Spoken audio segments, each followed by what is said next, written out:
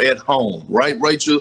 And Brian, this is the problem, right? The role players did not perform last night. The Phoenix Suns role players, their youth core outplayed this veteran core. And I saw it from the start of the game when they ran the first play for KCP and he passed up a wide open 3-point shot. And in my mind right then, I said, it's about to be held in the cell. And it was. The Phoenix Suns took off because, look, they're not shooting the ball with confidence right now. They scored 10 points in the second quarter. 10 points? I don't care how stellar your defense is. You cannot score 10 points in a playoff game in the second quarter and when you're missing one of your best players and expect to win the game. One of these role players or two of these role players have to step up like a Rajon Rondo and Dwight Howard did for them last year throughout the course of the postseason. Rachel, here's what I saw. I saw LeBron come out with the Heat eyes in that game. I'm going to do this, and he played that way for a few minutes. And then he saw how his team was playing. And maybe his strength in his ankle isn't there. And maybe because Andre Drummond and his team wasn't hitting shots and the Suns were packing the paint, maybe he's really fatigued from this crazy last year, maybe 100 different things. He figured by the end of this first quarter, it wasn't happening. And, you know, I could just see him. I could see him say this wasn't happening tonight. And, I mean, it was clear when he walked off the court at the end of the game. He's like, okay, we're going to try this again. So the question is, tomorrow, here in L.A., in front of the crowd, when he goes back to the eyes, is there going to be enough help to do it? Is he going to be physically able to do it? Is he going to be able to lift his team? So far to this point, the answer has been no. I'm not putting it past him because of who he is, but he went to the gas last night and it wasn't there. And there's a dozen different reasons, and I just don't know how many of them are solvable, even if they somehow get through game 6 and 7 the rest of the way here. Well, I will say the same thing I just said about the Nuggets-Blazers game. If the Lakers need to see what it means for other people to step up in the absence of one of their big stars, look across the court at the Phoenix Suns. Yes, Anthony Davis was missing last night. Guess what? Chris Paul missed part of that game last night. Chris Paul could barely move his arm in games 2 and 3 of this series. And yet you have seen the other Phoenix Suns players play their hearts out, even in the games that they lost. And that is what Lakers fans want to see from their club, especially because there is a little bit more of a ticking time element with LeBron and this Lakers team. People age, and I know LeBron James has been almost inhuman in the way he's been able to keep up over the past couple years, long past when other guys have seen their bodies and their game break down. But he is a human being, and we have already seen him being more injury prone these last couple seasons. When other things happen, like Anthony Davis gets hurt, or there's COVID and a bubble, other things come into play, and there's just not that many years left for a peak level LeBron James and the LA Lakers to win more titles. So every chance, every playoff game that goes by, the opportunity and the stakes feel so much bigger, and this game tomorrow is going to be just enormous for the franchise. All right, guys, it's an enormous day in the NBA, so we have even more coming up on Chris. We've been talking about this book for months now. What inspired you to write it? You know, there were so many inspirations. You know, basketball, of course, as you guys know, I had to retire quite early, and it happened very quick. And, you know, I found myself in a space where I needed to find the next thing. And although it was tough getting through that experience, what came out on the other end was me appreciating the game of basketball.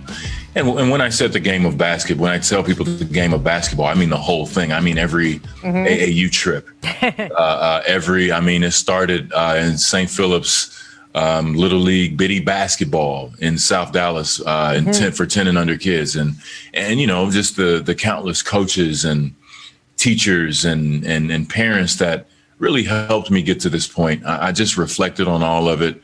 I'm appreciative of all of it. And it's just amazing for me because basketball is all I ever wanted to do. And it was my dream. And I put everything into it. So now I just wanted to leave something as a memento for the game. And, you know, I pretty much reverse engineered my basketball career and, you know, recounting those lessons and those stories that I feel were most crucial in my success. So, Chris, I've written a couple of books, and I know that you're a perfectionist when it comes to the process of this stuff. Like, you've done documentaries, and Rachel, I'm still trying to get him to do something with the footage he's got from the 2010 free agent process. But he says, I've got to make it just right. So, knowing how you go about your process, what was this like putting something like this together that I know that you're careful with putting your name on? I've read the book 13 times. Whoa. And the 13th time was actually reading the audiobook. It was funny. People were asking me, are you going to read the audiobook? I said, of course, I have to. Just the editing process. I knew between editing and writing and doing all these creative things and trying to put the pieces of the puzzle together, that along with my team, it was, huge challenges, but you have to love the process. And I really did. I enjoyed the process, reading the book over and over again and making sure that my voice is correct and I'm saying the right things and I'm going over what I'm about to say, because it was a little scary. You put these words out, they're out there forever in the universe. And so I wanted to be very careful with what I'm putting out there, but at the same time, drive the necessary points home and make it that universal message to where anyone could understand. So Pat Riley wrote the foreword to this book. Now, Pat Riley has recruited you in your career, but here you had to recruit a guy who, before the pandemic, got tens of thousands of dollars to speak, much less write something. What was the horse trading to get Pat Riley to write this? I just came to Pat. He's been an excellent friend, mentor. He's always been just a great sounding board and just a phenomenal person. And just to go through what we went through together throughout the championship years, and then more challenges when I wasn't playing anymore. That was the toughest time. Coming out on the other side and just being able to have a friend and talk about life and talk about these things. It was great. And then, I asked him to do it. You never know, you never know, because he takes things so seriously, but he's, we were the same in that instance. He went above and beyond what I thought he would do. I mean, it was touching, what he wrote in the foreword. And I mean, it was like one of those things where we kept calling like, hey, Pat, you got you got it. Right? Yeah, I'm working on it. But then, he comes through in the last moment. I think it speaks to the class of both of you, Chris. I know that when your career ended, there were some difficult questions about your health. You and the organization weren't always on the same page, but you and Pat treated each other with such respect throughout that process. And to this day, again, says who you are to the public. I want to get you on one of the biggest series of the playoffs before we let you leave.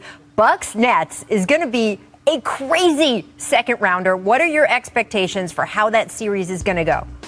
It's so fast. Was really no longer, as currently constituted, one of the championship favorites. That certainly factors into it. 18 years is a long time running an NBA. He's been in the league for 44 years total. Listen, there was some conversation in recent months about maybe doing one more year, a possible succession plan that maybe would have included somebody outside the organization. But I think when Brad Stevens had interest in moving up, leaving coaching and taking on Ainge's role and just being president of basketball operations, and that was something ownership was behind. They obviously know Brad Stevens very well. They spent 8 years with him. They saw him make the transition, college coaching to the NBA, to NBA coaching, which is a dramatic adjustment. And this is going to be another dramatic adjustment. You've seen Lawrence Frank in LA coaching to the front office with like a year in the front office in between, or a year as an assistant general manager to running a team. And so I think for this Celtic organization, they did value having some continuity. And I think especially once Brad Stevens was ready to walk away from coaching. Yeah, it's interesting. You hear news like this, you start thinking about the last conversation you had with the person. I saw Danny on the court just this past Friday. We had a long chat. He was super comfortable, relaxed, which is not necessarily what I would have expected for a guy who was already down in a playoff series, but he seemed very at peace, and now I have a feeling about why. And he also was very certain to tell me that he had confidence in the future of the organization. He's like, we've got 2 All-Stars who are under the age of 25, and he said that Brad Stevens should be with this organization as long as he wants, as far as I'm concerned. I didn't know when he told me that he meant in this new role, but I guess he already knew back then. Now, Brad Stevens obviously in position now to pick his successor for Celtics head coach. Any insight on where he is leaning with that? Well, I think it's too soon, Rachel, to really know exactly a small pool of candidates for this. I think Brad Stevens has to really think and take time to think about how he wants his team to play, the personnel changes they might make, who's a fit, who he can work with, and really get out and understand the landscape and who's available to him. Because the coaches who might be available right now, who may not be available right now, could be by the end of the playoffs. We have seen plenty of times where coaches who lose in the postseason either are fired or decide to walk away. You know, we are still in the first round of the playoffs. So it's possible that pool of candidates could become even bigger. But I certainly think, you know, for Brad Stevens, he's going to be going through a learning curve as general manager or as president of basketball operations. How much of a learning curve do you want to have a coach who hasn't been in the NBA before or who hasn't been a head coach in the NBA? I would have a hard time imagining him going back to college for the Celtics next coach. But this is a coveted job. They have very good talent here. It is still the Boston Celtics. And I think this is going to be a job where there's going to be a lot of interest in it. And I think Brad Stevens and the Celtics have time now to really go out, get to know some people, spend time with people. They don't have to make a quick decision here. Well, they have the opportunity to do more than just the same old candidates. And I know there's a lot of Celtics fans and people around the NBA who hope that they really do that kind of search. Now, lastly, Woj, because apparently all institution-changing news must break in the same couple hours, we also found out today Coach K will step down at Duke after next season. Why was this the right time for him? Well, he's going to turn 75 next year. Certainly, you've seen a changing of the guard in college basketball. Roy Williams just retired. And, you know, I think certainly for Mike Krzyzewski, you got to decide how much longer you want to do this. And I'm told that John Shire, his associate head coach, will be the coach in waiting. They did very quietly here in the last few weeks a coaching search with their new athletic director, Mike Krzyzewski. And they talked to coaches like Tommy Amaker, and I think some coaches who had some Duke ties. But John Shire was there as a player, certainly. He's been there, helped recruit, led the recruiting on Jason Tatum, Zion Williamson, and now he has a year to recruit for his program as Mike Krzyzewski finishes up and kind of has a farewell tour in this last season. Well, I'm very happy they didn't try to go after Chris Collins because we're keeping him at Northwestern. Thanks so much for joining us, Woj. We really appreciate it. Thanks, Rach. All right, so as we dig in here a little bit more on the Celtics and Brad Stevens taking over for Ainge as president of basketball operations, Stevens spoke earlier today about his new role. Take a listen to this. The thought of going into this position, you know, was never even a thought, because Danny was here and he was the best at it and he's the best to work for. I really have enjoyed coaching. I loved coaching, and I've loved coaching the players both at Butler and here. But this is the new challenge, and this is what we need to do to hopefully be even better. And, you know, again, I think a big part of that is hopefully I can use my experience as a coach to help not only find a coach, but be a good, supportive, empowering person like Danny has been to me of a coach. All right, I'm now joined by our insider, Brian Windhorst, and former champ with the Boston Celtics, Kendrick Perkins. So let's start with you, Perk. What was your reaction to all of this news as it was breaking today? Well, it wasn't surprising to me about Danny Ainge. I talked to Danny Ainge. We have a very close relationship, and I talk to him at least 2 times a week. And it's not about basketball. Every time he calls me, he keeps me on the phone for an hour and a half, 2 hours, talking about life, talking about his grandchildren, talking about his children, how he loved being around his family.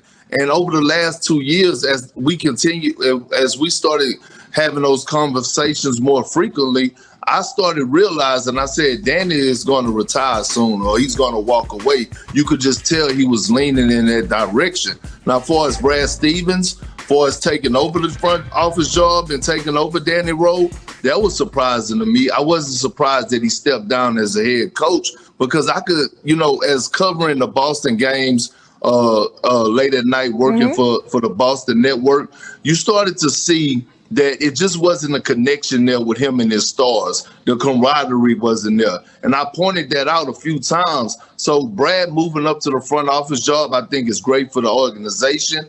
Him finding another coach which I think it should be Sam Cassell, just my humble opinion, a guy that won the championship there with the Celtics.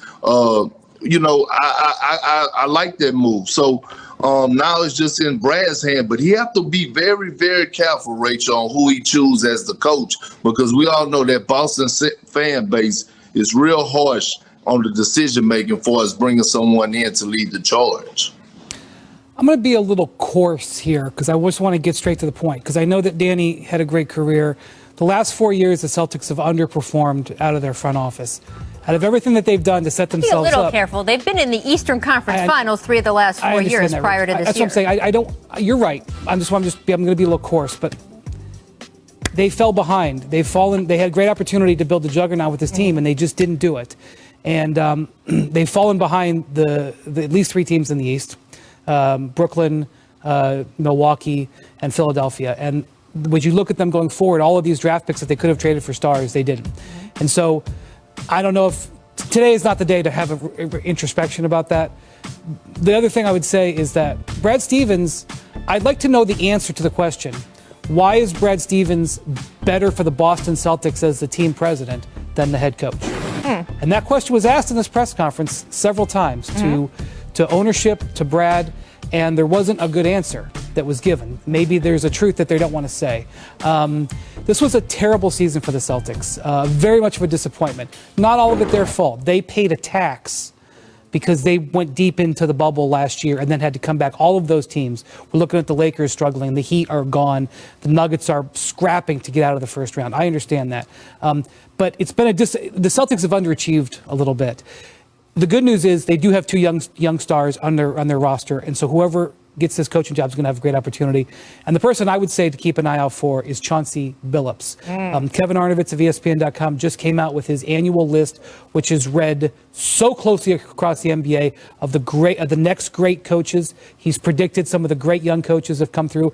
Number 1 person on his list that came out today, Chauncey Billups, former Celtic. Keep an eye on that one. I love the idea of Chauncey. I love the idea of Sam Cassell. I hope that they both get serious consideration. It is interesting. You talk about the pressure of having that Boston Celtics job. Just the way you're talking about it right now, Brian, and you're not wrong at all that this was not a good season in terms of what the Boston Celtics expectations are, because they were scrapping just in the play-in to get into the playoffs.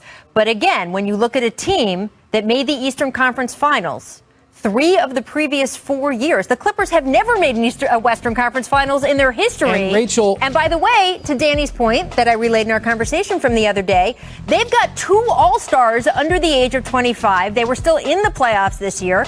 And yet you are 100% correct. A huge disappointment in Boston to have that kind of season, and with the assets that Danny had set up for himself over those past couple years, it begs the question, Perk, what do you think the expectation is going to be with this team in an Eastern Conference where it's funny, I saw on the internet all morning, the Brooklyn Nets broke the Boston Celtics. I don't think they broke the Boston Celtics in this series.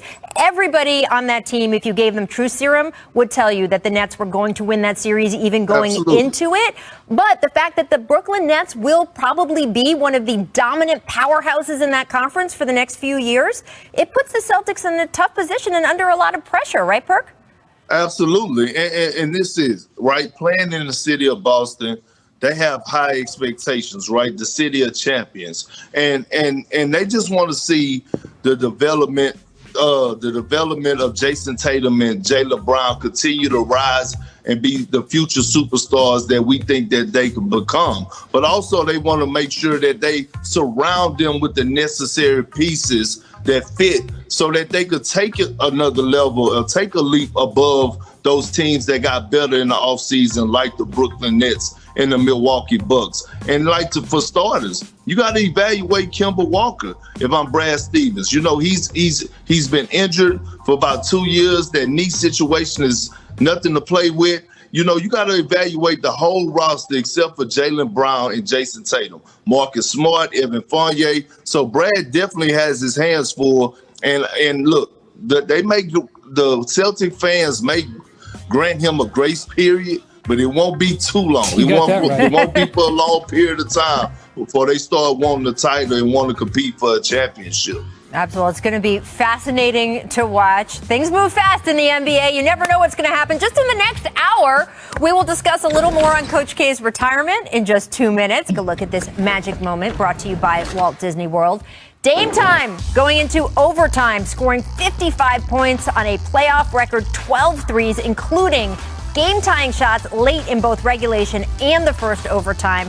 However, the Blazers couldn't stay with Denver in the second overtime and lost a pivotal Game 5 to fall behind 3-2 in the series. Dame's supporting cast just not providing a lot of support in the overtime periods. Look at this shot chart. This is everyone except for Damian Lillard, finishing 1 for 14 from the field. Dame scoring 17 at the Blazers' 19 points in the extra session. So, Perk, Game 6 tomorrow in Portland. We'll go with the team facing elimination. Who needs to step up the most on that Blazers franchise? Otherwise, the Nuggets and Nikola Jokic moving on to the second round.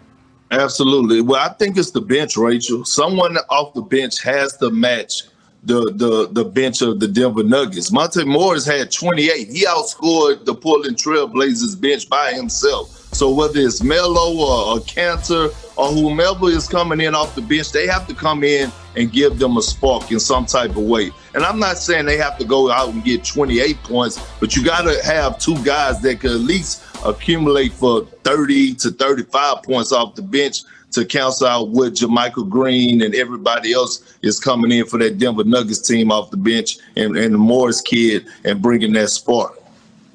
I'm going to be Debbie Downer again, Rachel. As you know me very well, I am accused of this often. You are. As I'm watching that press conference that Dame gave, which we showed at the top of the show, he's so melancholy. He just had one of the most breathtaking performances you will ever see. You have players on the court. Jokic said that it was a pleasure to be on the court. Kevin Durant said this was a spiritual experience. Dame finally misses, and Austin Rivers is looking to the heavens saying thank you. He plays 50 minutes in this game. We just saw all those stats. He had one turnover. This is as close to a perfect performance as I almost have ever seen. He is completely down in the postgame. And you know what it reminds me of? It reminds me of LeBron. I hate to say this. It reminds me of LeBron at the end of his tenure in Cleveland, where he has poured himself out. And by the way, LeBron never had a playoff game like that. Even the greatest games that he had, maybe a little bit in his last conference finals in Cleveland with against the Magic, but even LeBron never played like that and lost. And I know he's super duper invested, but he's in his 30s. You're talking about Dame? Yes. We've seen this happen before. Like, what is he supposed to feel coming off a game like this? And I'm not even talking about this series. Like, let's say they come back and win this series. It doesn't change the reality of what this team is. I just don't know what this is going to portend. And it hit me like a ton of bricks watching that press conference after the game last night. What about for you, Perk? No, I agree with Brian, because look, Rachel, at the end of the day, we all respect Dame and his famous quote, guys running from the grind. Dame, look, you have done enough for that organization.